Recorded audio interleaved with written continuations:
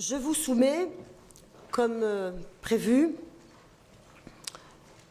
le plan de soutien au secteur du bâtiment et des travaux publics en réponse à la très grave crise que rencontrent ces professionnels.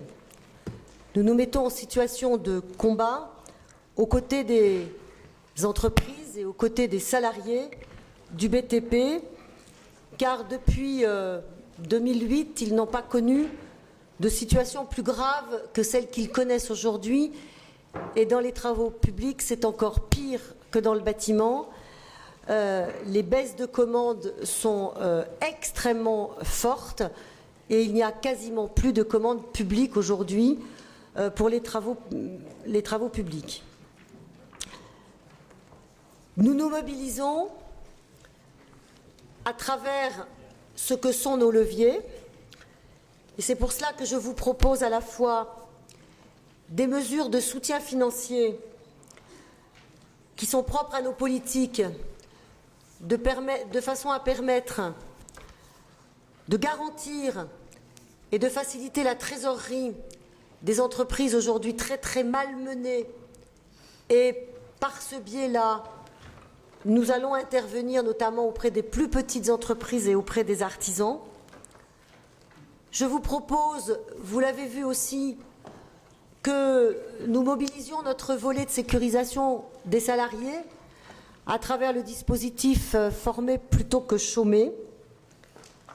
Et enfin, je vous propose une activation des chantiers avec un impératif qui est que les travaux que nous allons financer puissent démarrer le plus vite possible, maintenant et d'ici les 6 mois qui viennent. Il n'est pas question que les financements que nous allons mobiliser dans le cadre de ce plan aillent sur autre chose que sur des travaux immédiatement opérationnels. Ceci est possible car nous avons, du fait de notre endettement relatif, une marge de manœuvre.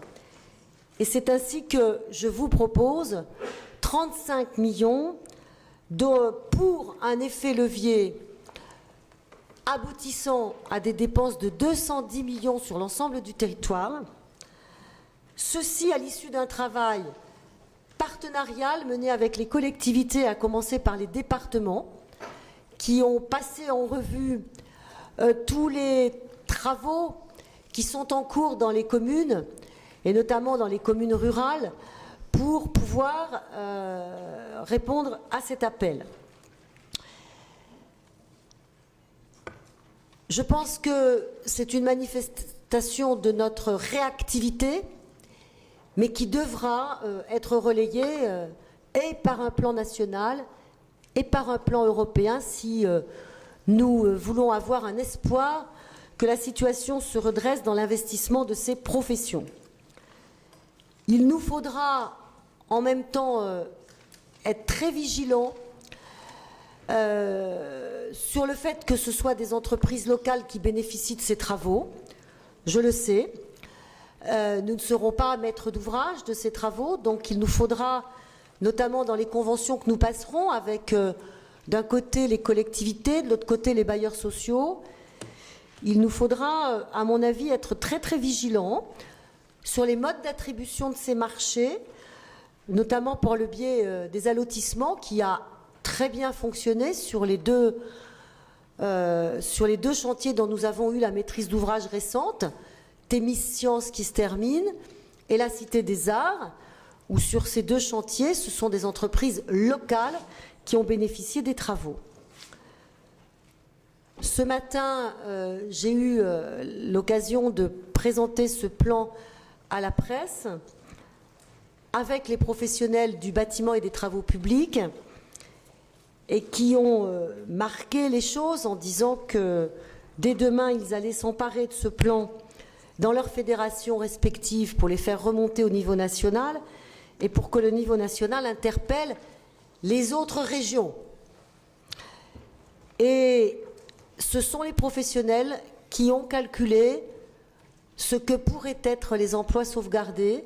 Et entre les emplois directs et les emplois indirects, les professionnels estiment à près de 2500 emplois ces emplois potentiellement sauvegardés. Ces professionnels nous disent aussi qu'ils veulent réunir un comité de suivi de ces travaux rassemblant tous les opérateurs, et j'y suis extrêmement favorable. Il nous faut être réactifs dans la détente, c'est ce que nous faisons aujourd'hui, mais il nous faudra être réactifs dans le suivi pour qu'on ait une garantie d'efficacité maximale. Alors, le contenu de nos mesures, vous l'avez vu, à travers nos procédures d'aide financière, nous allons avoir des avances remboursables en direction des TPE avec une procédure différente pour être plus efficace à cet investissement. Nous allons proposer ainsi d'augmenter le plafond et le taux de nos dépenses d'investissement, ainsi que la mise en place d'une avance remboursable développement TPE, qui va représenter une aide à la trésorerie. Et l'aide à la trésorerie, on sait qu'elle est extrêmement attendue. Nous allons également contribuer à l'amélioration de la situation financière par un dispositif avec BPI, que j'avais eu l'occasion de négocier avec le directeur général de BPI quand il est venu récemment, avec l'ouverture du bénéfice de notre fonds régional de garantie aux entreprises du BTP, et puis la mise en place d'un accompagnement spécifique dédié à la consolidation de trésorerie. Et enfin, comme je vous le disais tout à l'heure, la mobilisation du fonds de continuité professionnelle pour pouvoir faire en sorte que les entreprises extrêmement impactées aujourd'hui par le manque de travaux puissent garder malgré tout leurs salariés. Sur le plan d'investissement direct, il se compose de 9 points. Donc, tout d'abord, la mobilisation de nos contrats territoriaux. Nous avons des projets qui ne se font pas et dont on sait qu'ils ne se feront pas d'ici la fin de l'année. Nous savons que par ailleurs, sur ces territoires, il y a des projets qui se feront mais qui ne sont pas inscrits dans nos conventions. Donc, nous faisons en sorte de pouvoir les financer. Ensuite, les aides à l'investissement rural, c'est l'objet des conventions avec les départements, afin soit de bonifier des aides aux communes, soit de subventionner un plus grand nombre d'opérations. Et nous allons signer des conventions avec chacun des départements sur un montant, en gros, de 1 euro investi par la région pour 1 euro investi par le département. Donc vous avez le détail pour le Doubs des opérations partenariales de voirie départementale, les liaisons douces d'itinérance, des ouvrages d'art communaux et puis des travaux d'assainissement. Pour le Jura également, voirie et patrimoine communal, quelques opérations structurantes d'équipements de collectivités déjà identifiées, le renouvellement de conduites d'eau potable et des liaisons douces, cyclables ou piétonnes. Pour la Haute-Saône, une opération d'équipement public supplémentaire relevant par contrat territorial passé entre le Conseil général et chaque communauté de communes, des opérations sur le petit patrimoine communal et aussi le renouvellement de conduites d'eau potable. Pour le territoire de Belfort, des travaux d'accessibilité, d'assainissement, de voirie communale et d'équipements communaux structurants. Donc, j'ai insisté à chaque fois pour que les dossiers soient engagés impérativement entre le 1er octobre et le 31 mars prochain. Troisième point, des dispositifs d'aide aux projets urbains avec 2 éléments. D'abord, sur le patrimoine communal, dans le cadre des FILOGI, aujourd'hui, nos aides à la rénovation énergétique des bâtiments sont réservées aux communes de moins de 5 000 habitants et aux communautés de communes de moins de 10 000. Dans le cadre de ce plan de soutien, il est proposé de déplafonner ces seuils afin d'inciter les grandes collectivités à réaliser des opérations de rénovation BBC. Deuxième cible, au niveau de ces projets urbains, l'équipement urbain en fonction des demandes qui pourront nous être exprimées par les 7 principales villes et intercommunalités de la région. nous nous mettons en situation de pouvoir financer un projet complémentaire par secteur urbain. Quatrième point, le confortement de l'INRA à Poligny. Vous savez que c'est un dossier qui est important pour le maintien de l'INRA à Poligny et que récemment, les appels d'offres pour les travaux ont été infructueux. Et donc, pour accélérer les choses, nous nous proposons d'amener les financements qui permettent de boucler l'opération, de façon à ce que l'INRA offre des conditions meilleures à ses recherches et que le site polignois soit conforté. Donc l'INRA a confirmé la faisabilité du projet, la livraison prévue d'un bâtiment pour octobre 2015, mais comme je vous le disais, l'analyse de l'ouverture des offres a indiqué que le bilan financier était de 3 225 000, soit environ 200 000 € au-delà de l'enveloppe prévue au plan de financement initial. Alors, la consultation a été réouverte pour réduire le coût global de l'opération, mais en cas d'offre infructueuse, nous voudrions que l'opération ne soit pas bloquée. Et il est donc proposé que le Conseil régional puisse abonder le budget des travaux à hauteur de 100 000 € en partage égal avec le FEDER. Là, nous étions sur des projets concernant les communes et nous passons à des projets concernant la transition énergétique avec des projets pour les bailleurs sociaux. Nous avons comptabilisé une quarantaine de dossiers qui sont dans les tuyaux, qui sont prêts à démarrer pour de la rénovation des logements sociaux en BBC, mais qui attendent le FEDER. Et compte tenu du calendrier d'approbation du programme opérationnel FEDER, pourtant très favorable à la Franche-Comté, puisque nous avons fait de cet axe un de nos axes prioritaires, il y a tout lieu de penser qu'il va y avoir encore des délais d'attente importants. Donc nous garantissons aux bailleurs sociaux le financement qu'ils attendent du FEDER de façon à ce qu'ils puissent commencer leurs travaux immédiatement. Et cette aide garantie est estimée à peu près à 8 millions d'euros pour plus de 60 millions de travaux. Un volet mobilité avec un plan d'électromobilité qui va nous amener à subventionner l'investissement de bornes de recharge électrique disposées sur l'espace public, la mise en accessibilité pour les personnes à mobilité réduite de la gare de Montbéliard, des pistes cyclables, donc des itinéraires régionaux à fort potentiel touristique. Et puis, 9e point, la mise à 2 fois 2 voies de la RN 57 entre Vorey-sur-l'Ognon et Rio. Là, nous accompagnons une initiative extrêmement forte et volontariste du département de la Haute-Saône qui, devant les atermoiements de l'État, a pris la maîtrise d'ouvrage de cette opération qui est un chantier national et qui maintenant cherche à avancer le plus vite possible.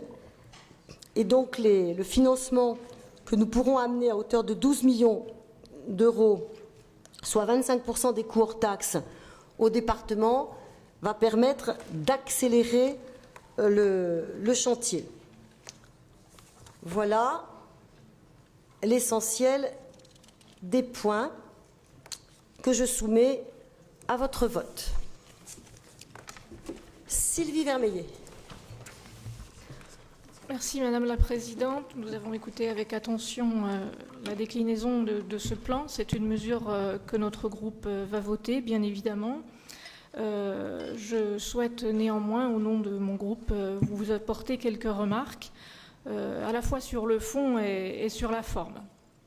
Sur le fond, tout d'abord, premièrement, l'abondement de 35 millions de crédits, selon nous, plus qu'un plan, c'est surtout le rattrapage d'opérations programmées plus tôt qui n'ont pas encore été réalisées. Et nous considérons que vous avez votre propre responsabilité dans le malaise du PTP aujourd'hui. J'en veux pour preuve les chiffres des commissions d'appel d'offres. En 2012, elles se sont élevées à environ 35 millions d'appels d'offres. En 2013, presque rien, 700 000 euros. Il faut attendre septembre 2013 pour que les CAO repartent. Et à ce jour, on en est à peu près à 10 millions d'euros. Donc les coûts sont partis et ils vont se faire sentir durablement parce que l'impact des CAO, je dirais même des non-CAO, se traduit évidemment plusieurs mois après et les effets commencent à se faire sentir. Je pense d'ailleurs que le plan lycée va jouer son rôle et va freiner encore les choses. Si on veut à minima pallier au défaut d'engagement des CAO de la région, 35 millions ne seront pas suffisants. Et il serait correct que vous reconnaissiez votre propre fonctionnement régional à la lumière de ces chiffres de CAO. Ce fonctionnement a créé le vide abyssal des commandes BTP. Deuxièmement, quand vous lancez un certain nombre de mesures, vous l'avez évoqué, quelles garanties avez-vous qu'elles bénéficieront à des entreprises franc-comtoises? Vous venez de dire que vous exigerez, enfin que vous souhaitez être très vigilant sur ces commandes. Il y a quand même certains domaines où ça me semble compliqué, et je pense notamment par exemple à la RN 57.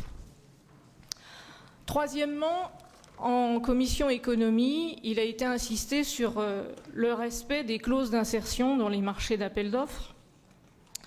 Alors, sans vouloir froisser personne, je rappelle que le souci premier de nos chefs d'entreprise BTP, c'est de donner du travail d'abord à leurs propres salariés. Et donc, si on prétend les soutenir, il ne faut pas dans le même temps les pénaliser avec des clauses que les collectivités ont bon ton d'exiger, mais qu'elles ne s'appliquent pas elles-mêmes dans leur propre recrutement. Quatrièmement, le financement. La magie de l'échéance électorale fonctionne, plus on s'en approche, plus vous trouvez de l'argent, quitte à laisser filer l'emprunt. Et nous vérifierons ça au BP 2015. Je vous rappelle donc que vous lancez ce plan quelque peu à la hâte, mais qu'à ce jour, vous n'en avez pas le financement complet. Il faudra attendre la DM2, si elle est votée, et que malgré toute votre bonne volonté, Madame la Présidente, pour nous, vous êtes en train de mettre la charrue avant les bœufs. Cinquièmement, puisque vous parvenez aujourd'hui à trouver de l'argent pour certaines urgences, pouvez-vous nous dire ce que vous comptez faire concrètement pour le village de vacances de l'Amoura, au lieu que nous l'apprenions par la presse? Et enfin, sur la forme, il s'agit de votre méthode. Depuis quelque temps, Madame la Présidente, depuis quelques mois, votre méthode consiste à prendre des décisions, ensuite à préparer des conférences de presse durant lesquelles vous faites vos annonces, et ensuite vous consentez à consulter votre Assemblée, voire même les Francs-Comtois d'ailleurs. Vous l'avez fait pour la fusion Bourgogne-Franche-Comté, vous l'avez fait pour le plan lycée, maintenant vous le faites pour le BTP. C'est une conception de la démocratie assez singulière, et dans les conditions de majorité assez aléatoires dont vous disposez parfois, notre groupe souhaite vous faire savoir que nous ne partageons pas cette méthode et que nous ne serons pas toujours là pour faire la majorité qui vous fait défaut. Merci. Françoise Branger.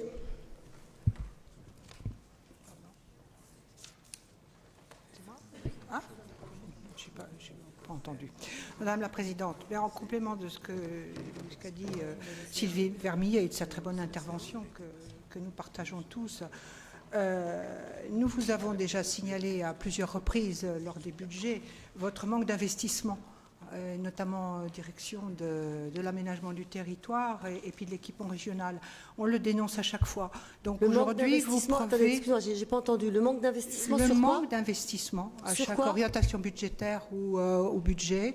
J'ai pointé du doigt à plusieurs reprises la baisse des investissements en direction de l'aménagement du territoire et en direction des équipements régionaux. Donc aujourd'hui, vous changez votre fusil d'épaule, vous changez d'idéologie un petit peu comme le fait aujourd'hui votre gouvernement, et vous réalisez enfin que certaines entreprises peuvent avoir des difficultés tout simplement par la politique que vous menez.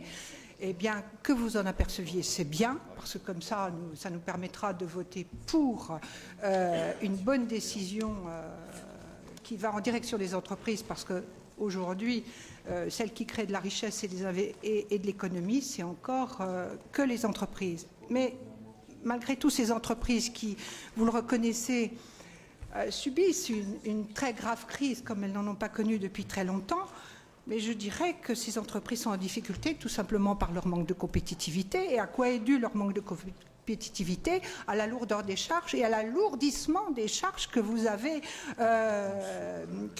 créées en complicité avec votre gouvernement. Donc, il ne faut pas s'étonner aujourd'hui que les entreprises aient des difficultés. Elles sont tout simplement victimes de la politique nationale que vous menez depuis 2 ans et demi. Et quand on dit la crise s'éternise en France, alors que la reprise existe en Europe ou ailleurs dans le monde, eh bien, nos pauvres entreprises françaises subissent tout simplement la politique qui leur est appliquée depuis 2 ans et demi et qui est absolument insupportable. Alors aujourd'hui, la ficelle est un peu grosse, vous nous parlez d'un plan de soutien, moi je dirais que c'est un plan com et ça s'arrête un peu là. Vous faites simplement le boulot que vous devez faire et de soutien à l'investissement que normalement toute collectivité doit faire. Merci.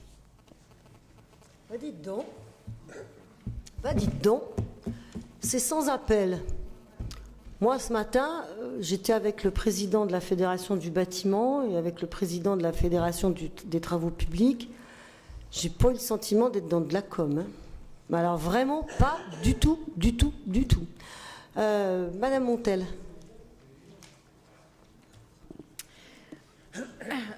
Madame la Présidente, avant d'entrer dans le vif du sujet, je voudrais juste réagir à l'intervention de Madame Branget pour lui demander où elle a vu qu'il y avait une reprise et de la croissance dans l'Union européenne, enfin dans le reste de l'Union européenne, parce qu'on ne doit visiblement pas avoir les mêmes chiffres, puisqu'il n'y a effectivement pas de relance ni de croissance dans la zone UE, dans la zone euro en particulier. Madame la Présidente, vous avez donc souhaité aujourd'hui organiser une assemblée plénière extraordinaire pour nous présenter votre plan de soutien à la filière BTP, et vous avez évoqué les graves difficultés, les graves problèmes rencontrés par ce secteur dans notre région.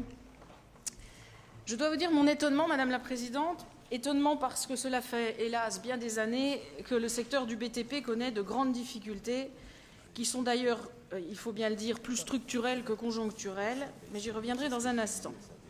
Que faut-il voir dans cette précipitation soudaine à voler au secours du BTP ? Dans un contexte national des plus calamiteux et qui laisse craindre effectivement le pire aux socialistes, en termes de résultats électoraux à venir, vous tentez visiblement de survivre au plan local. L'agitation à 1 an des régionales reste une de vos dernières cartouches. L'autre réflexion, Madame la Présidente, que je me suis faite en lisant votre dossier sur les mesures que vous allez prendre pour voler au secours du BTP franc-comtois a été la suivante, je vous la livre sans détour. Je me suis dit tout bonnement, voilà Madame Dufay, revoilà Madame Dufay avec sa petite trousse de secours, ses petits sparadraps, qui va tenter de juguler l'hémorragie d'ailleurs dont vous êtes co-responsable puisque vous soutenez un gouvernement qui mène une politique ultralibérale en accord parfait avec l'Union européenne. Vous allez relancer l'investissement. Très bien.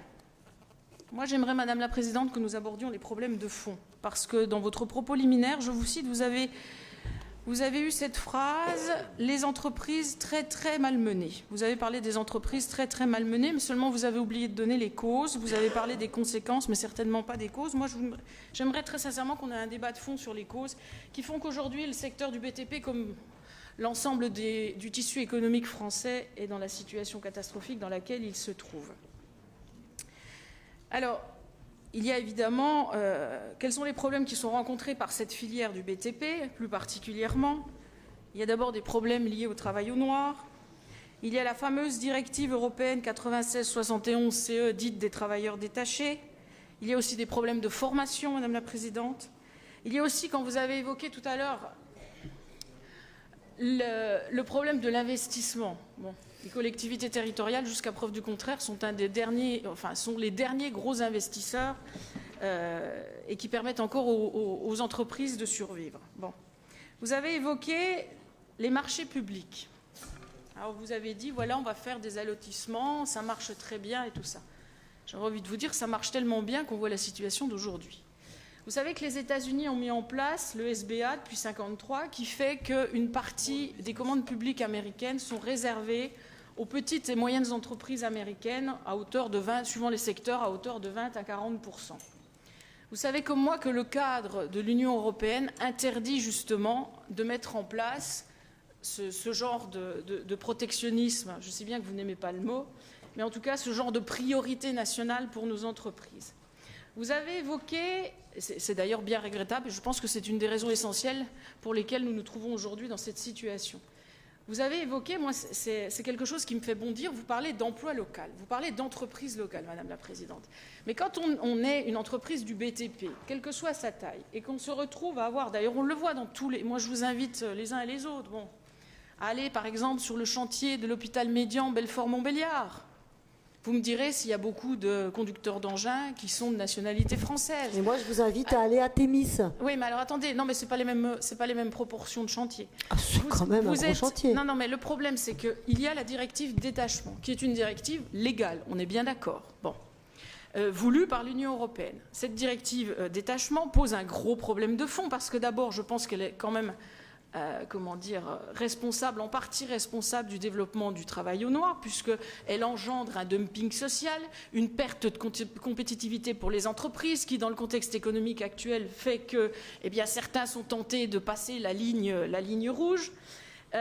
Le problème de la directive détachement, quand vous parlez d'emploi local ou d'entreprise locale, Madame la Présidente, qu'est-ce qui va vous garantir qu'en prenant une entreprise, quand bien même vous arriveriez à avoir une entreprise ou des entreprises locales qui obtiennent les marchés locaux, qu'est-ce qui vous garantit que l'entreprise en question ne va pas avoir recours à la directive détachement? Vous le savez comme moi, il y a eu l'exemple, je l'ai cité lors de la dernière séance plénière, l'exemple des travaux qui ont été réalisés dans la cour, c'était pourtant une entreprise locale, une entreprise du Haut-Doubs de maçonnerie de terrassement qui a obtenu le marché.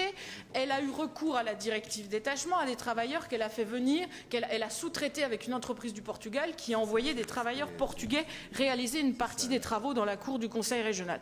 Alors, cette notion même d'entreprise locale, d'emploi local, me fait penser à ce que l'on appelle, vous savez, le Made in France, où au final on s'aperçoit que voilà, parce qu'on a donné un dernier petit coup de couture, ou qu'on a estampillé une espadrille ou un torchon ou une serviette ou ce que vous voulez, ou qu'on a assemblé 2 pièces, on peut mettre le Made in France, alors que tout le reste de la production a été réalisé à l'extérieur de nos frontières.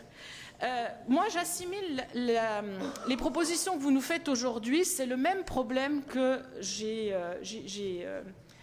vu au Parlement européen. L'Union européenne a mis en place ce que l'on appelle le Fonds d'ajustement à la mondialisation. Ce Fonds d'ajustement à la mondialisation sert à dédommager, ou en tout cas à permettre la formation, à permettre de tenter de reconvertir des gens qui ont perdu leur travail dans le cadre de délocalisation ou dans le cadre de la crise économique et financière. On est dans la même logique. On met le feu, et après on arrive avec son dé à coudre avec un peu d'eau et on essaie d'éteindre l'incendie qu'on a soi-même déclenché. Et je pense que là on est exactement dans le fond du problème. Vous allez mettre en place des investissements, vous allez mettre en place des programmes au local, puisque bien évidemment le problème de fond, Madame la Présidente, c'est que ce que vous faites là, au régional ou en local, qu'est-ce qui fait votre gouvernement pendant ce temps-là? Qu'est-ce que font les instances de l'Union européenne? Ils font le contraire. Ils mettent en place toutes les conditions qui font qu'on a une perte de compétitivité, nos entreprises se cassent la figure les unes derrière les autres, le BTP est à moitié exsangue, mais il n'y a pas que le BTP, toutes les PME, TPE sont dans un état déplorable, il y a des défaillances d'entreprises à l'appel. Donc voilà, je trouve que ces mesures seraient valables si vraiment il y avait un changement de cap et un changement de modèle économique, si on en arrêtait définitivement avec l'ultralibéralisme, si on rétablissait des mesures de protectionnisme. Mais bien évidemment, tout cela ne sera possible que quand nous serons aux affaires. Quelle déferlante! Florence Besancenot. Oui, donc moi je ne vais pas revenir sur l'intervention qu'a fait Sylvie en disant qu'évidemment nous voterons ce rapport puisqu'il va en direction des entreprises. Mais l'activité du BTP, 70% des investissements en France est fait dans ce domaine-là par les collectivités locales. Et les collectivités locales, elles ne peuvent plus. Elles sont prises à la gorge. Parce qu'avec les baisses de dotation d'État qui ont été annoncées, 3 milliards puis jusqu'à 11 milliards en 2017, effectivement, les collectivités ne peuvent plus. Je vais prendre un exemple que je connais, c'est l'exemple de Belfort. 600 000 € en moins cette année, 2,5 millions l'année prochaine, 3,5 millions en 2016. Donc, en fait, c'est l'État qui donne les coups de massue et vous qui faites le massage cardiaque. En plus de ça, on arrive à avoir des sommes importantes pour des délégations qui ne sont pas... des réformes qui ne sont pas compensées, comme les rythmes scolaires, qui nous ont coûté à nous 1 million d'euros. Donc, toutes ces sommes alignées, eh bien, effectivement, les collectivités n'ont plus les moyens d'investir. Donc, nous allons voter, mais effectivement, avec tout le matraquage fiscal et les mauvaises réformes engendrées par votre gouvernement, il est malheureux que ce soit à la région d'être obligée de colmater les dégâts. Merci Madame Besancenot. Je voudrais juste vous dire, à vous qui êtes belfortaine, que votre maire s'associe de façon très volontaire à ce plan de soutien. Donc, il est matraqué, nous sommes matraqués, mais il y a un moment, on voit quel est l'intérêt général du pays, et l'intérêt général du pays, il est d'aller dans ce sens-là. Nicole Pélissard. Non. Hélène Pélissard. C'est extraordinaire, Madame la Présidente, parce que hier matin, vous vous souveniez fort bien de mon prénom et vous avez un trou de mémoire depuis hier soir. Donc, je m'appelle Hélène.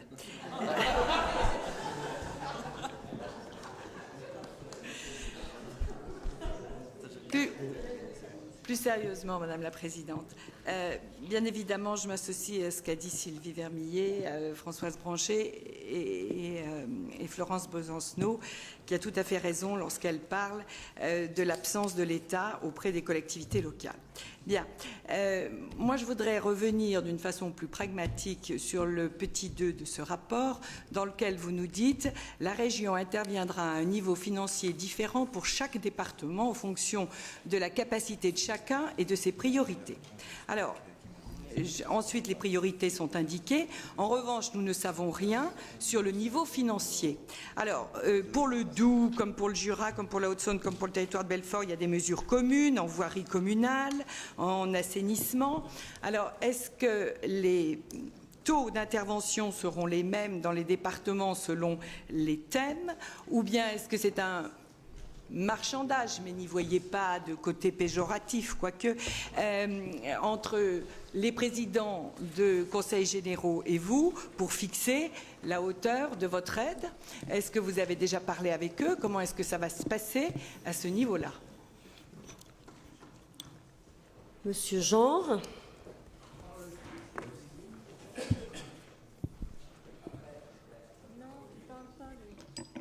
Patrick Genre. Ah, je sais pas. Hein. Oui, simplement. Qu'est-ce qu'il y a? Qu'est-ce qui se passe? Non, mais M. Niepceron demandait si on parlait tous. Non, on ne va pas tous parler. On va parler un par un. Donc, pour que ça soit plus clair. Non, simplement, moi je reviendrai, bien sûr, soutiendrai tout ce qui a été dit précédemment sur la volonté du groupe de soutenir cet effort, mais sur l'impression aussi, je dirais, d'artisanat dans la présentation de bricolage. Une question très précise. Est-ce que pour les communes, j'ai l'exemple puisque ça m'a été rapporté, une commune qui n'est pas dans les 7 communes les plus importantes de Franche-Comté, est-ce qu'elle peut prétendre ou pas à un soutien exceptionnel de la région si elle propose des travaux entre le 1er octobre et le 31 mars 2015 seule, ou doit-elle rentrer dans les créneaux proposés par les départements? Oui, bien sûr, dans les créneaux des départements. Donc tout ce qui n'est pas retenu comme priorité du département enlève toute possibilité aux communes qui auraient des projets de pouvoir lancer immédiatement des travaux financés par des entreprises locales. Mais écoutez, mais ce que je veux dire, non, mais... par rapport aux communes, il y a deux choses. Il y a nos contrats territoriaux Oui, non, mais contrats territoriaux, on sait ce que c'est des projets qui sont à longue, moyenne, Non. longue échéance. Non, justement. Oui, non, non, non, justement. Nous Mais acceptons Oui. de financer par le reliquat que nous avons, parce qu'il y a des projets qui ne sont pas aboutis, Tout à fait. des projets qui n'étaient pas à l'intérieur des enveloppes. Donc, je veux dire, on fait fi de nos procédures. Oui. Hein. Oui, Donc, oui. tout ça est balayé. Mais vous reconnaissez avec moi que le premier interlocuteur des communes, c'est le département. Donc, nous conventionnons avec les départements pour qu'ils activent dans les communes des travaux qui sont Ce qui est- immédiatement prêts. Alors- Et je peux vous dire que dans le Doubs, puisque vous êtes dans le Doubs, il y a une volonté très forte d'aller de l'avant sur ce, Oui, mais domaine. dans des domaines bien spécifiques. Ce qui aurait été peut-être plus intéressant à avoir pour un impact beaucoup plus efficace et beaucoup plus grand, c'est ce qui avait été fait il y a de cela 5 ou 6 ans, lorsqu'on avait eu la convention pour la récupération dans la même année du FCTVA. Et là, on n'avait pas fait de distinction dans les catégories, dans les objets des travaux. C'était tous travaux commencés dans l'année, dans le cadre de la convention, permettait de récupérer le FCTVA. Donc il aurait été peut-être plus simple de dire, eh bien, on ne met pas à nouveau des carcans, à nouveau des limitations, et parce que on n'est pas tous à avoir des projets qui concernent les priorités du département, alors qu'on est tous à avoir des projets qui auraient pu, et je ne parle pas pour moi en tant que maire de Pontarlier, mais je parle pour les maires des petites communes, qui ont tous dans les cartons des projets sur des travaux d'amélioration au centre-bourg et tout, qui ne rentrent pas forcément dans les priorités départementales. Donc je trouve dommage que le plan régional ne permette pas d'avoir une mesure générale et généralisable et qu'on rentre à nouveau dans des carcans, malgré tout, qui contraignent la volonté des élus de pouvoir contribuer au maintien de l'activité économique. Les conventions que nous sommes en train de passer avec les départements, elles sont larges. Elles sont larges. Nous avons passé en revue, les services de la région ont travaillé avec les services des départements, tous les projets qui étaient mobilisables, qui étaient sur le point de démarrer et auxquels il manquait des financements. Donc nous nous appuyons sur l'expertise des départements par rapport à la connaissance des besoins des communes. Mais nous avons vraiment tout fait pour justement ne pas établir de carcan et être les plus larges possibles. Donc ça m'étonnerait qu'il n'y ait pas de possibilité si vous avez des travaux qui sont prêts à démarrer immédiatement. Sylvie Vermeillet. Juste une phrase pour rebondir là-dessus, Madame la Présidente. Vous écartez donc tous les projets, et c'est important dans les territoires ruraux, ceux qui sont financés par le biais de l'État, la DETR. C'est un levier d'investissement très important et ça échappe au département. Et c'est vraiment beaucoup d'argent. Oui, mais ils sont financés, ceux-là. Ils ne sont pas forcément bouclés. Hein? Ils ne sont pas forcément bouclés, Madame la Présidente. Et ça ne passe pas forcément par le département. C'est une réflexion. Bah, écoutez, en principe, ce sont des travaux qui sont bouclés, ceux-là. Et nous nous adressons aux travaux qui ne sont pas bouclés. Mais écoutez, essayez de faire avec un verre à moitié plein plutôt qu'avec un verre à moitié vide. C'est vraiment la maladie du pays, ça. Hein. On monte une proposition et tout de suite, on regarde ce qui ne va pas, ce qui est amendable, ce qui est mauvais, mais sans voir ce qui va permettre d'avancer. Hein. Donc moi, je veux bien entendre qu'il y a des travaux qui vont passer à côté de notre plan. On fera un deuxième plan, on verra. Mais là, franchement, on est déjà sur 35 millions d'euros après avoir passé en revue tout l'été avec les départements les travaux qui pouvaient être mobilisables tout de suite. Hein. Ça m'étonnerait qu'il y ait beaucoup de travaux mobilisables immédiatement qui passent à l'as. Hein. Mais chiche, faites-moi remonter. Faites-les-moi remonter. Alors, Anne Vigneault, Alain Le Tailleur, Pierre Grosset, Pierre... Comment? Ah, oui, alors, eh ben, ça se passe que nous discutons avec les départements, et ça se passe très bien, et qu'ils n'ont... Ça se passe bien. 2, 4, 5, on sera à peu près... 2, 4, 6, on sera à peu près à 7 millions d'interventions de la région pour 2, 4, 5 millions d'interventions des départements. Hein, on est dans ce rapport-là. Non, je pense pas. Hein? Non. On se cale sur chaque régime qui existe dans chaque département. Et donc, je vous le répète, hein, pour 7 millions d'interventions de la région, il y aura une mobilisation de 6 millions d'interventions des conseils généraux. Voilà. Alors, je passais en revue toutes les demandes d'intervention. Brigitte Monet, Anne Vigneault, Alain Le Tailleur, Pierre Grosset, Pierre Magnin-Fézot, Marc Bornec, Éric Durand, Denis Sommer. On va commencer par Denis Sommer.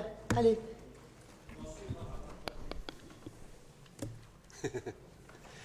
Non, sur quelques points. Le premier concernant l'intervention d'Mme Branget qui nous décrit une situation dans laquelle les entreprises en fait auraient perdu de la compétitivité depuis 2012, en gros depuis l'élection présidentielle, et les choix qui sont faits par le gouvernement, Mme Branget. Mme Branget, je vous invite à lire quelques documents d'études de l'INSEE, d'autres encore, hein, de l'OCDE, etc., et qui parlent justement de l'évolution d'un critère qui est extrêmement important dans la vie des entreprises, c'est le taux de marge. Le taux de marge était de l'ordre de 30-34% à peu près il y a 10 ans. Il est descendu en 10 ans de 10 points, passé à 23. Et les chiffres que je vous donne là, c'était les chiffres enregistrés en 2012. En 2012. Ça veut dire, vous voyez, c'est pas depuis qu'on a changé de président de la République, c'était bien avant.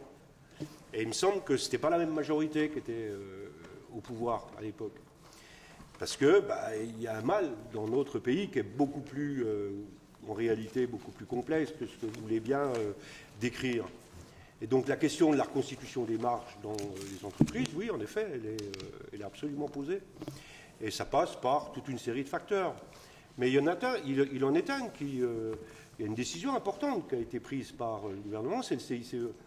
Ça a un impact fort sur les entreprises. Et il y en aura vraisemblablement d'autres, puisqu'il y a des discussions avec les partenaires sociaux sur toute une série de questions. Je crois que sur une question qui est aussi importante, qui, j'allais dire, est d'intérêt national, je pense que ça serait plus efficace que nous essayions plutôt de trouver des solutions ensemble, parce que nous savons tous que l'emploi, pour l'essentiel, ce sont les entreprises qui le créent. Et elles le font quand il y a la croissance et qu'elles sont compétitives sur le marché national, sur les marchés internationaux, et quand elles ont bien évidemment des marges, pour cela des marges suffisantes. Donc voilà, je pense ce serait bien qu'on puisse se mettre d'accord parfois sur à la fois sur des éléments de diagnostic, mais sur aussi des solutions. Et qu'on évite le débat par trop politicien, parce qu'au bout du compte, tout cela ne mène pas bien loin. Moi, j'entends votre discours sur la baisse des dotations pour les collectivités. C'est un vrai sujet de débat. On peut bien le dire, hein. C'est un sujet de débat dans les collectivités qui sont dirigées par la droite, c'est un sujet de débat dans les collectivités qui sont dirigées par la gauche. Et c'est vrai aussi que la baisse des dotations de l'État, d'une manière générale, qui ne date pas non plus de 2012, Moi, vous prenez l'exemple de Belfort, dans ma commune, les dotations de l'État aujourd'hui, toutes confondues, elles sont inférieures à celles que j'avais en 2002 et 2003. Mais si je regarde l'évolution des dotations de l'État depuis cette période-là, en réalité, elles sont en permanence à la baisse. Voilà, elles sont en permanence à la baisse, et ce n'est pas seulement la question du gouvernement qui est aujourd'hui au pouvoir. Mais c'est vrai que ça pèse sur la capacité d'investissement de nos collectivités, c'est une réalité. Ce qui nous oblige aussi d'ailleurs à nous organiser de manière différente.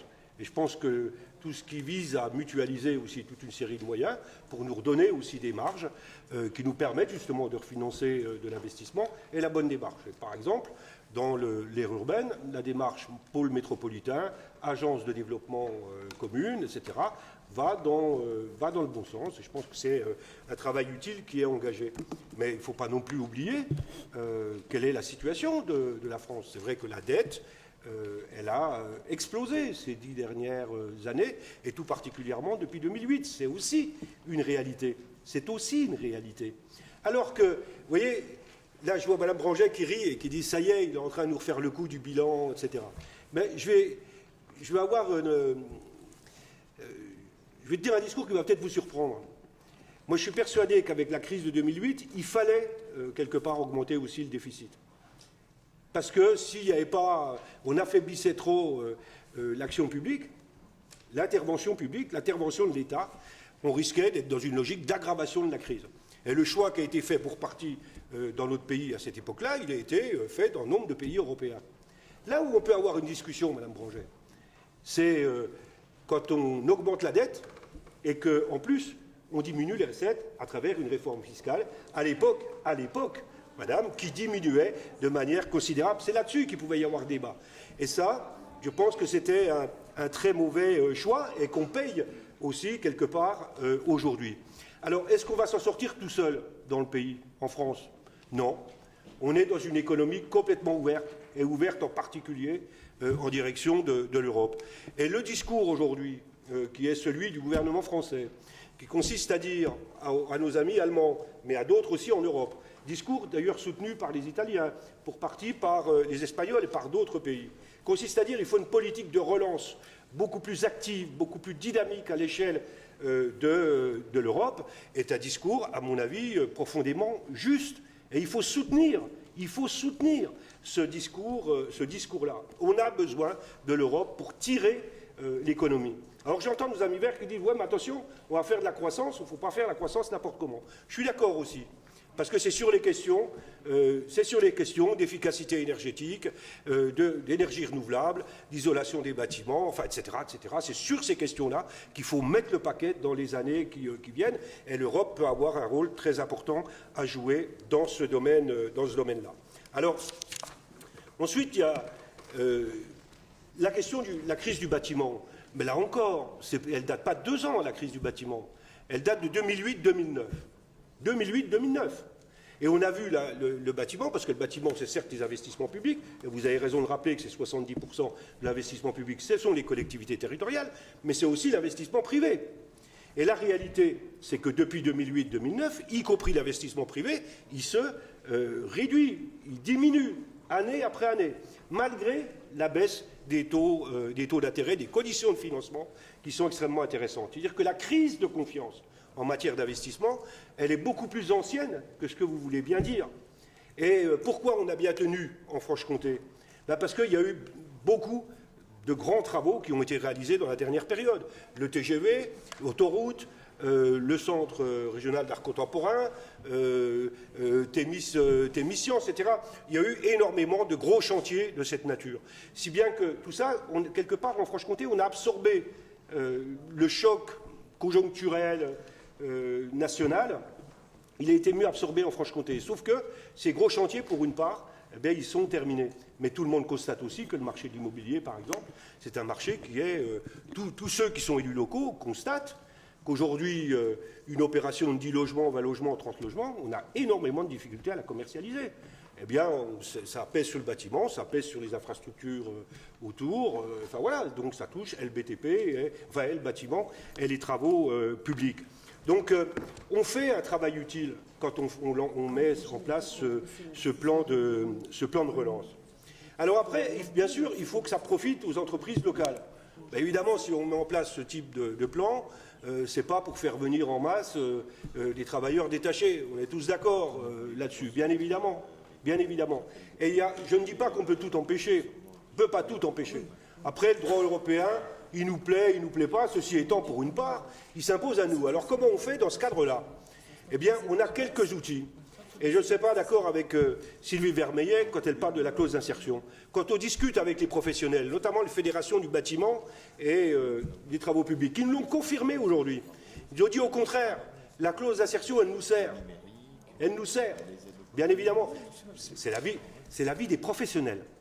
Et dans la clause d'insertion, il faut y compris inclure le travail en alternance, contrat de professionnalisation, il faut aussi inclure l'apprentissage, il faut inclure ce genre de sujet. Pas seulement l'insertion au sens où on l'entend habituellement, c'est-à-dire élargir le champ de l'insertion. Ça, on peut le faire. C'est possible de le faire.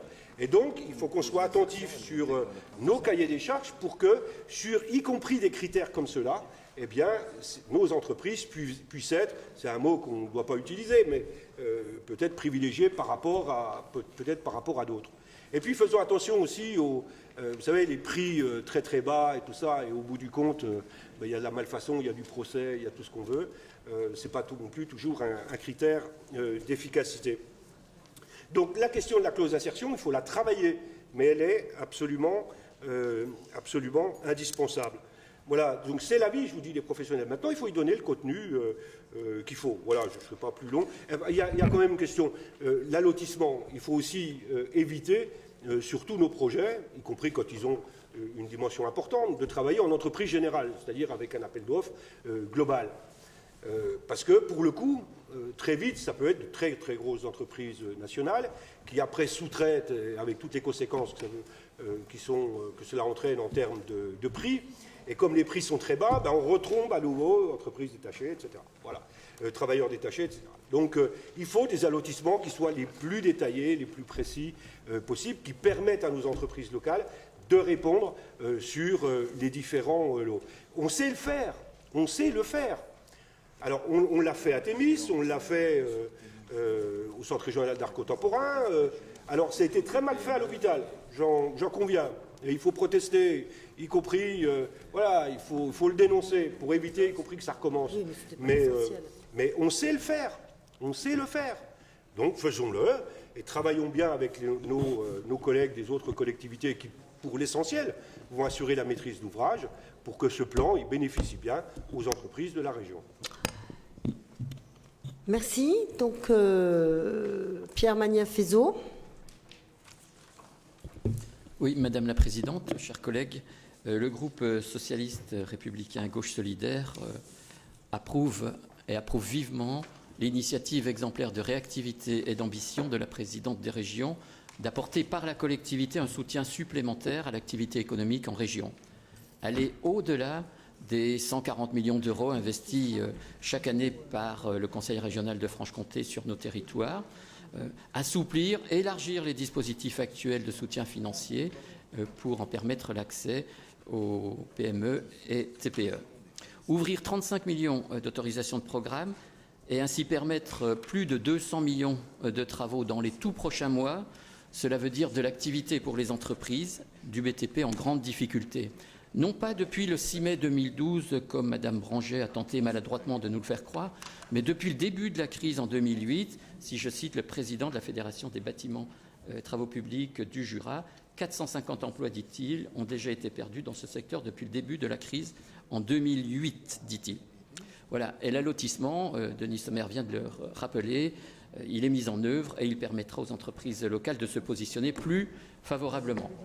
Ce plan, cela signifie des emplois préservés. Les professionnels nous ont donné des chiffres. Ils sont intéressants. 2500 emplois. Ne faisons pas la fine bouche. Et ce plan, il permet de répondre à des besoins actuels. À des besoins actuels, mais aussi donc des besoins pour préparer l'avenir.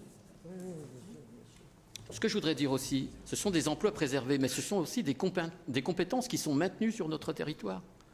Des compétences qui sont précieuses aujourd'hui, mais qui le seront encore demain, dès lors que les orientations qui ont été prises par le gouvernement, les efforts engagés pour redresser les finances publiques qui avaient été laissés dans un état déplorable en 2012, et dès lors que ces efforts donc, du gouvernement commenceront à porter les fruits, eh bien, nous aurons les compétences maintenues sur notre territoire et nous pourrons donc eh bien, profiter pleinement du retournement de tendance.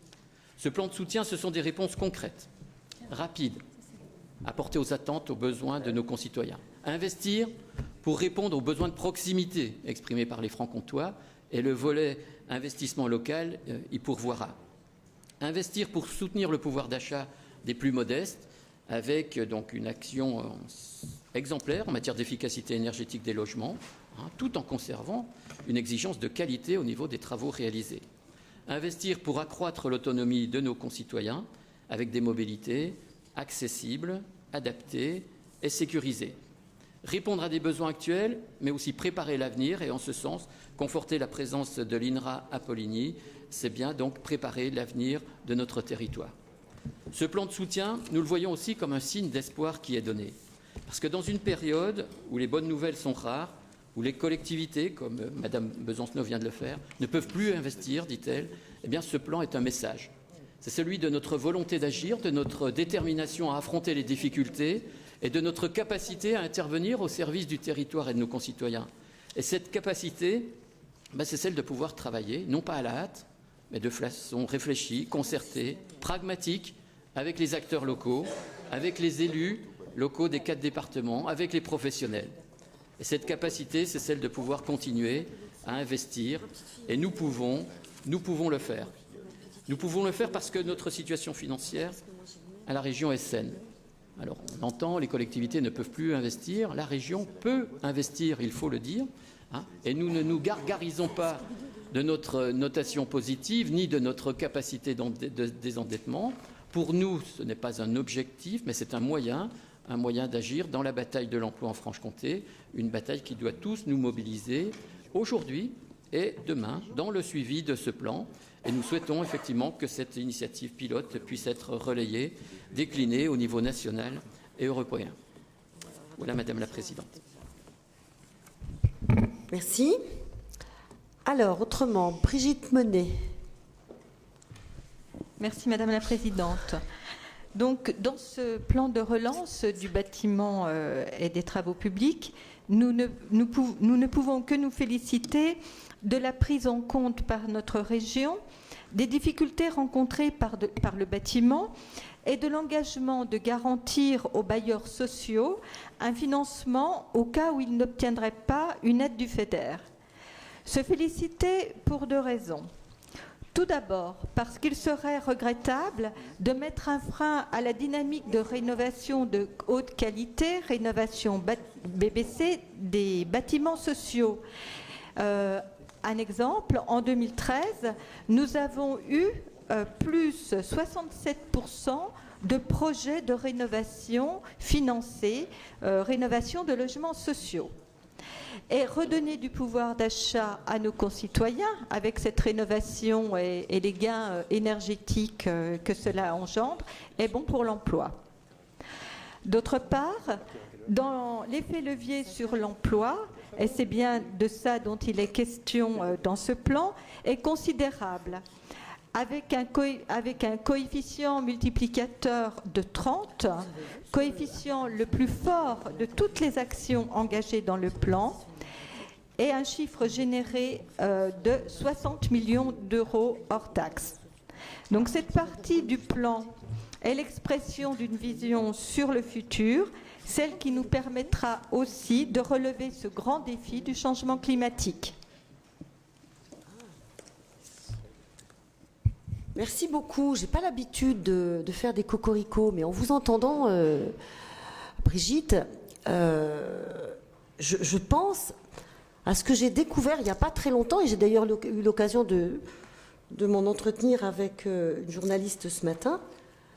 J'ai découvert à la faveur des travaux de l'ADEME au niveau national que notre petite région de Franche-Comté, elle est la première région de France pour la rénovation BBC des particuliers et des logements sociaux. Mais la première, hein, on est au-dessus de tous les autres, et des gros, Aquitaine, Rhône-Alpes, et à côté de nous, juste après nous, avant tous les gros mastodontes, la Bourgogne. Donc félicitons-nous. Éric Durand. J'ai dit que j'avais pas souvent l'habitude de faire des petits cocoricots. Bon, voilà. Éric Durand. Il y avait Marc qui voulait parler avant. C'est quand même le résultat d'une politique et d'un volontarisme qui date, ça commence à porter ses fruits parce que, bon, ça date de 2008. Je me souviens très bien quand j'ai marqué l'orientation absolument stratégique et structurante pour l'ensemble de nos politiques de cette question de l'efficacité énergétique. Hein. Donc c'était en 2008, on est en 2014, il a fallu du temps, mais ça y est, On y est. C'est long, le temps de l'action publique. Alors, Éric Durand. Vous. Ça avait été fait avant. Madame la Présidente, chers collègues, non mais il y a de l'organisation quand même. Notre groupe a bien pris acte de la gravité de la situation et nous pensons qu'un certain nombre de leviers dans les différentes mesures qui nous sont proposées aujourd'hui sont les bons leviers. Ça a été d'ailleurs rappelé tout de suite, un peu par anticipation, par Brigitte, et qu'ils nous permettront d'agir directement sur l'emploi. Bien entendu, on peut le voir d'ailleurs dans ce rapport, les coefficients multiplicateurs sont plus ou moins générateurs d'emplois en fonction de la direction qu'ils ont pris. Et donc mes collègues préciseront les réflexions que cela nous amène. Beaucoup de choses ont déjà été dites, c'est pas très facile pour moi de passer derrière Pierre Magnin-Feuzeau. Habituellement ça se fait pas, merci. Donc je ne vais pas faire de redondance, mais il y a un point qui n'a pas été abordé par personne ou subrepticement par Pierre il y a quelques instants, c'est la réactivité de la région. Vous nous avez parlé, Madame la Présidente, en juillet, je crois que c'était le 4, de ce projet, et le 26 septembre, celui-ci est prêt. Quelle réactivité, quoi. Alors n'oublions pas que nous avons eu la période de congé à travers cette petite période, ce qui a ramené sûrement encore des difficultés, et malgré tout, les services, les nôtres, comme ceux des départements ou d'autres collectivités, ont pu dresser une maquette financière très rapidement. Remercions-les. Hier, lors du travail que nous avons fait dans le département du Jura, j'ai rencontré une élue qui m'a dit, avec ce blanc BTP, vous êtes bien servis les Verts. Je vous avoue que j'en suis resté quoi? Les bras m'en sont tombés. T'as le droit de te dénoncer, ma chère Nicole. Nos valeurs, ce qui nous anime, nous écologistes, ce n'est pas de partager un gâteau, mais bien de trouver, d'initier, d'appuyer tout ce qui améliore la vie de nos concitoyens, tout ce qui permettra d'anticiper, de préparer l'avenir des Francs-Comtoises et des Francs-Comtois. Souffrez donc que cette exigence que nous nous imposons fasse partie du débat démocratique. Merci. Éric Durand. Merci Madame la Présidente. Alors, nous nous apprêtons à attribuer 35 millions d'euros pour soutenir l'activité du BTP qui subit actuellement une situation très difficile. La première question qui nous paraît utile à poser, c'est pourquoi ?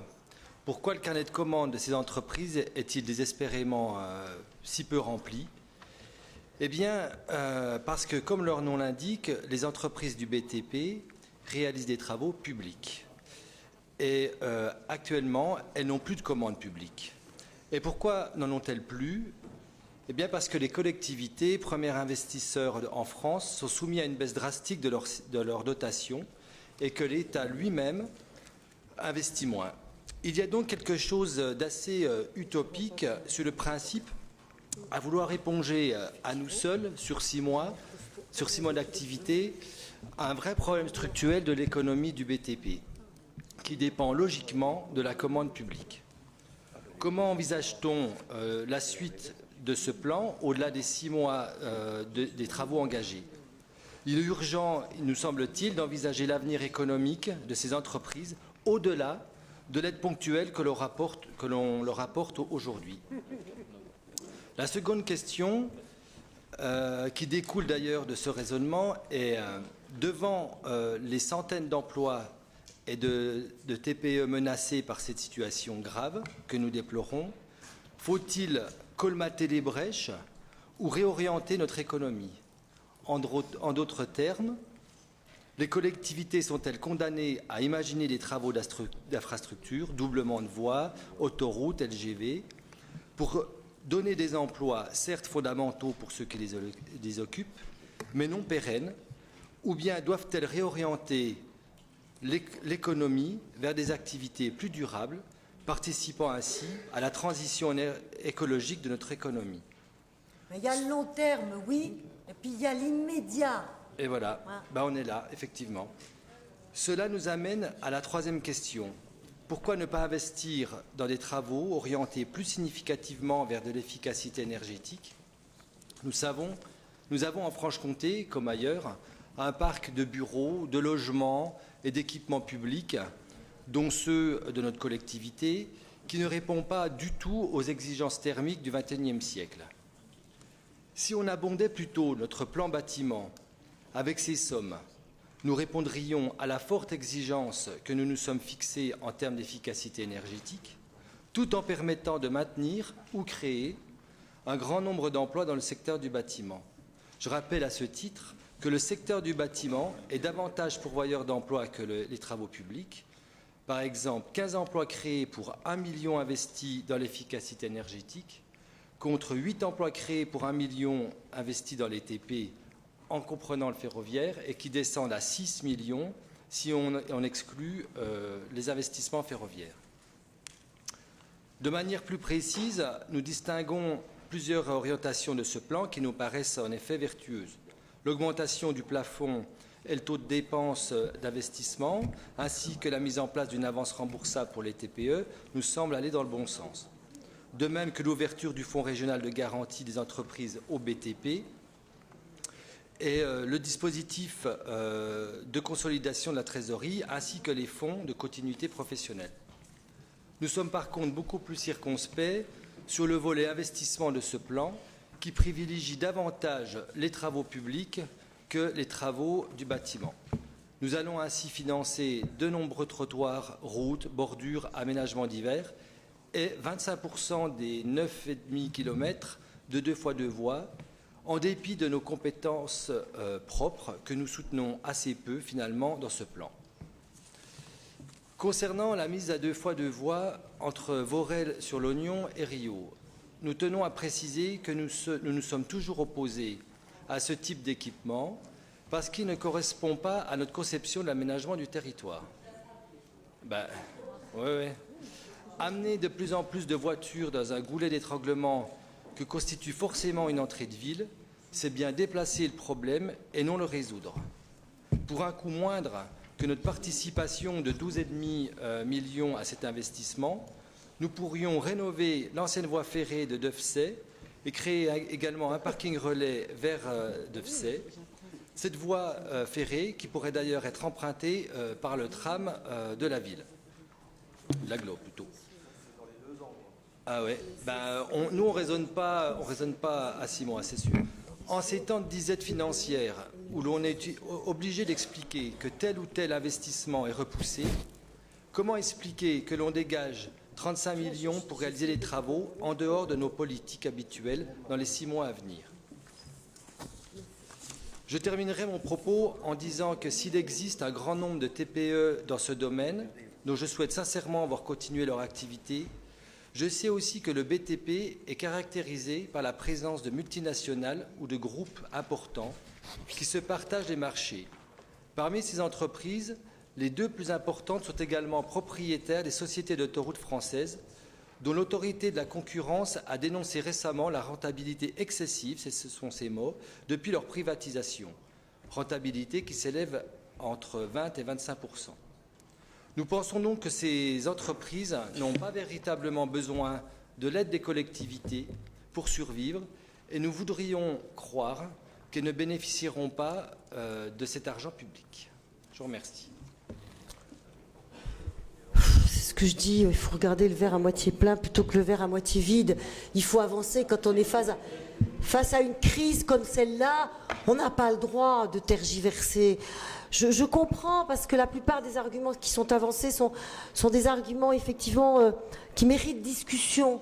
Hein, je ne dis pas que ce sont des arguments vains, mais là, on est vraiment dans l'urgence. Alors, Anne Vigneault, Alain Le Tailleur, Pierre Grosset, Loïc Niepceron, Françoise Branger. Anne Vigneault. Oui, en fait, je reviens sur un certain nombre de propos qui ont été tenus ici Et je suis quand même surprise que l'UMP et le Front National puissent jouer l'étonnement de voir la situation actuelle du BTP comme si cette situation était strictement conjoncturelle. 2008 ne vous a pas indiqué que nous étions dans une crise systémique. Vous êtes si loin de la compréhension de l'économie dans laquelle nous nous trouvons, moi je suis étonnée. Pour être étonné de cette façon, vous allez faire croire à qui que cette situation serait propre à la France. Je tiens à vous rappeler que la croissance est en décroissance, que tous les regards sont tournés vers la croissance américaine et chinoise, car en croissance moyenne dans le monde, nous n'atteignons que difficilement les 2%. L'urgence, c'est de changer de logiciel dans le domaine de l'économie et dans le domaine des finances. Aujourd'hui, l'enjeu est d'être en appui à nos territoires et c'est ce que nous faisons. Merci. Merci. Alors, Alain Le Tailleur. Merci, Madame la Présidente. Tout d'abord, je tiens à souligner mon soutien au plan que vous nous proposez, qui répond à une véritable exigence et urgence. En effet, je regrette cette polémique qui est tentée sur l'effet de communication alors que la situation du BTP est difficile. Chacun ici, de tous ceux qui se sont exprimés, chacun est d'accord sur ce constat et je trouve regrettable qu'on cherche à polémiquer sur une réponse qui satisfait bon nombre de dirigeants d'entreprises pour en avoir échangé avec quelques dirigeants du secteur du bâtiment et des travaux publics. Je pense que c'est une réponse qu'ils attendaient depuis longtemps. Et pour rebondir aussi sur l'intervention de Pierre Magnin-Fesseau, c'est aussi une des solutions pour maintenir les compétences sur notre territoire, puisque le risque est grand de voir les compétences au sein des entreprises partir sur d'autres secteurs géographiques. Et c'est une véritable inquiétude des dirigeants qu'il ne faut pas mésestimer. Mon deuxième propos portera évidemment sur la question des dotations. Plusieurs intervenants ont souligné la baisse des dotations. Moi-même, je l'ai souligné ici dans cette enceinte à plusieurs reprises et regretté le plan de 50 milliards d'euros de diminution des dotations engagé par l'actuel gouvernement. Maintenant, il faut mettre les choses en parallèle, Madame Besancenot. À 50 milliards d'euros du gouvernement socialiste, le Bureau national de l'UMP a répondu par 130 milliards d'euros d'austérité, que le gel des dotations avait d'abord été initié par Nicolas Sarkozy, 1,5 milliard d'euros, et que sur les 130 milliards d'euros, Hervé Mariton, en charge du projet de l'UMP, a fléché 20 milliards d'euros de diminution des dotations aux collectivités. Par ailleurs, actuellement, dans les débats, au sein du Parti socialiste, mais aussi au sein de l'UMP, figurent les objectifs de dépenses des collectivités territoriales, et on frôle d'ailleurs l'absence de libre administration des collectivités. Tout ça pour dire qu'on peut toujours jouer les apeurés, les veuves effarouchées, mais tout ça est la même phase d'une même politique libérale qui est condamnable, à mon sens. Mais finalement, à un effort de 1, l'UMP répond par 2, 3 ou 4. Donc ne soyez pas surpris aujourd'hui et regrettez des diminutions de dotation que vous avez vous-même initiées et que vous souhaiteriez amplifier. Pierre Grosset. Oui, simplement, j'ai été un peu surpris parce que j'ai entendu encore venant de l'UMP sur les clauses d'insertion.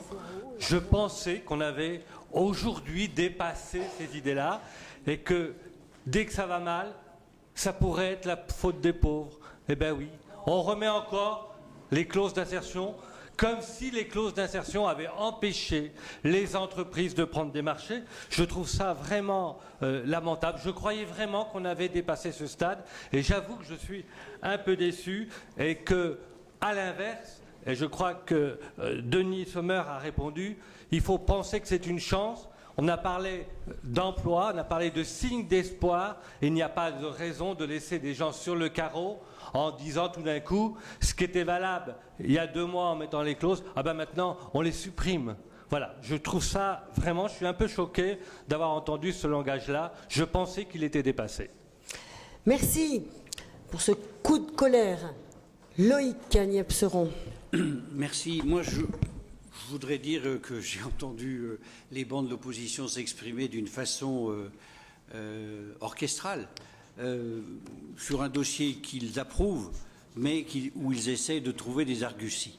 Et je voudrais dire à Madame Branger que, en matière de charges, je voulais lire un passage du journal L'Opinion, pas particulièrement journal rangé dans ce camp, enfin, plutôt libéral de droite.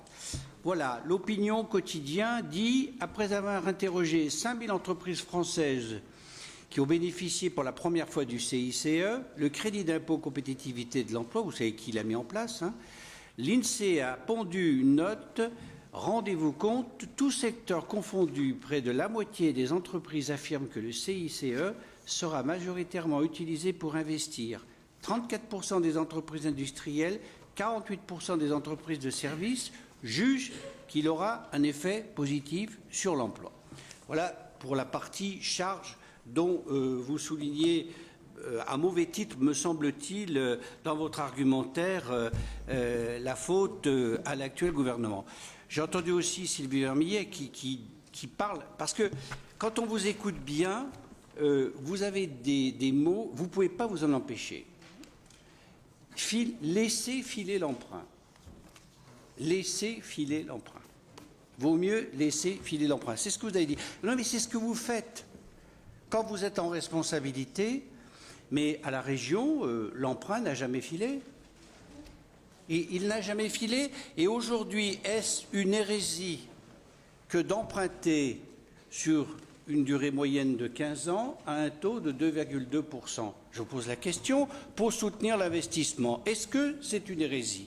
La troisième chose sur laquelle je voudrais intervenir, c'est concernant la dichotomie qui est faite par certains de nos amis sur ces bancs entre le bâtiment et les travaux publics. S'il y avait une voie ferroviaire Vesoul-Besançon, s'il y avait une voie ferroviaire Vesoul, on aurait pu s'interroger en savoir s'il fallait acheter 2 TER de plus pour investir. Tel n'est pas le cas. Il n'y a pas. La seule liaison est une liaison routière.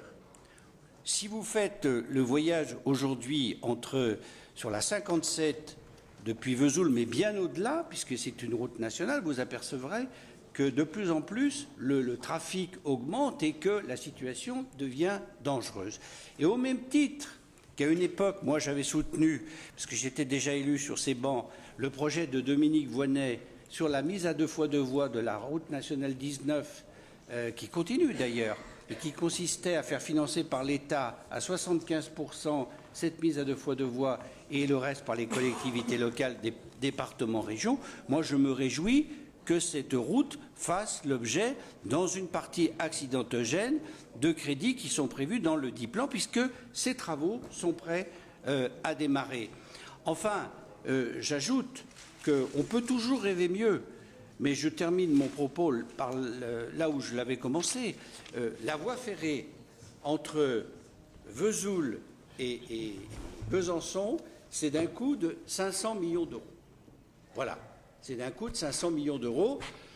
Je ne pense pas qu'au jour d'aujourd'hui, nous ayons les moyens, qui que ce soit, à mettre 500 millions sur une nouvelle voie ferrée. Donc il faut, autant que faire se peut, améliorer les conditions de vie de nos concitoyens, de déplacement, parce que là, il y a aussi l'emploi qui est en jeu. Merci Loïc. Françoise Branger, vous aviez demandé la parole? Vous voulez bien, parce que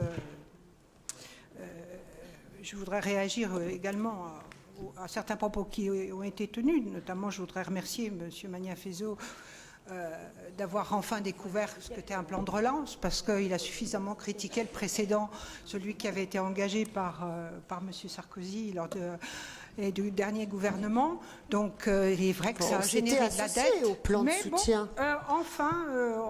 On trouve des vertus à la dette, et je crois que là, effectivement, on risque d'ouvrir les vannes parce que peut-être les élections ne sont pas si lointaines. Mais je voudrais aussi remercier Monsieur Sommer de la leçon d'économie qu'il nous a donnée tout à l'heure, parce que là où je peux me retrouver avec lui, c'est effectivement sur la gravité de la crise qui existe depuis 2008. On ne l'a pas découvert en 2012, c'est bien comme certains, malheureusement. Mais depuis 2008, c'est quand même 600 000 entreprises qui ont disparu. 600 000 dépôts de bilan. Donc c'est une crise gravissime sans précédent.